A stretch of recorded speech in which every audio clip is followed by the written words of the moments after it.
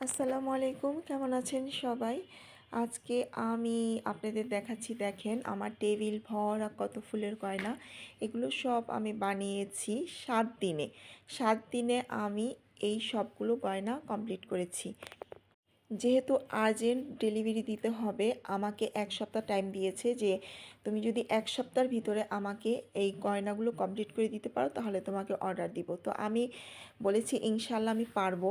তো এর জন্য বেশি ভিডিও করা হয়নি। ভিডিওর উদ্দেশ্যে বানানো যেটা সেটা তো ভিডিওর জন্যই বানাই। তখন কিভাবে বানানো হয়, তৈরি করা হয় সেটা ভিডিও করে দেখানো যায়। কিন্তু যখন কাস্টমারের জিনিস রেডি করার জন্য আমরা প্রোডাক্ট তৈরি করি তখন ভিডিও করতে গেলে জিনিস নষ্ট হয়ে যায়। এর জন্য ভিডিও করতে পারিনি। কিন্তু আমি ইনশাল্লাহ আমি কিভাবে এই ফুলের গয়না বানাই আমি টুকটাক ভিডিও আপনাদের সাথে শেয়ার করব। এমনিতেও অনেক কাজ নিয়ে ব্যস্ত, তাই তেমন একটা ভিডিও আগের মতো মেক করা হয় না। তো আপনাদের কাছে আমার গয়নাগুলো কেমন লেগেছে কমেন্ট করে অবশ্যই আমাকে জানাবেন। হাতের যে কোনো কাজই খুব নিখুঁত আর খুব সাবধানে মনোযোগ দিয়ে করতে হয়, না হলে কাজটা পরিপূর্ণভাবে পারফেক্ট হয় না। আর এই ধরনের ফুলের গয়না কাজ গরম গ্লু দিয়ে করতে হয়, তো অনেক সাবধানে এই কাজগুলো করতে হয়। হলুদ কালারের ভিতরে লাল টকটকে গোলাপ ফুল, মানে এত সুন্দরভাবে ফুটে আছে গয়নাটা।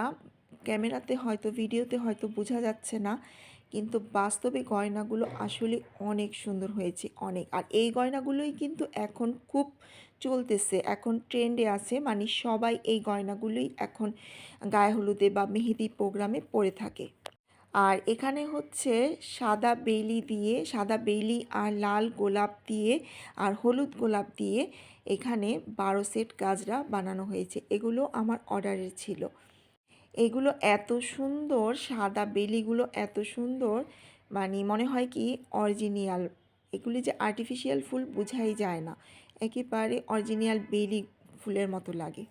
এই তো 6 সেট সাদা আর লাল বানিয়েছিলাম আর 6 সেট সাদা আর হলুদ বানিয়েছিলাম। মোট 12 সেট গাজরা এখানে। ফুলের গয়না ছাড়া তো মেহেদি প্রোগ্রাম আর গায়ে হলুদের প্রোগ্রাম একেবারেই পরিপূর্ণ হয় না। এখনকার সময়ে শুধু যে বউ এই ফুল দিয়ে সাজে এমনটা নয়, এখন কিন্তু বউয়ের সাথে বিয়েবাড়ির সব মেয়েরাই এই আর্টিফিশিয়াল ফুল, আর্টিফিশিয়াল গয়না দিয়ে সাজে গায়ে হলুদের প্রোগ্রামে আর মেহেদির প্রোগ্রামে। পাশাপাশি ফাল্গুন, পহেলা বৈশাখ এগুলো তো আছেই।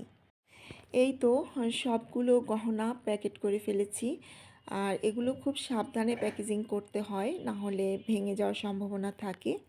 বানাতেও হয় খুব সাবধানে, প্যাকেট করতেও হয় খুব সাবধানে। আমার এই সব গহনাগুলো যাবে দেশের বাহিরে। আরও 6 সেট গহনা বানানো বাকি আছে, সেগুলো সামনের সপ্তাহে ইনশাল্লাহ আপনাদের সাথে শেয়ার করব। তো সবাই ভালো থাকবেন।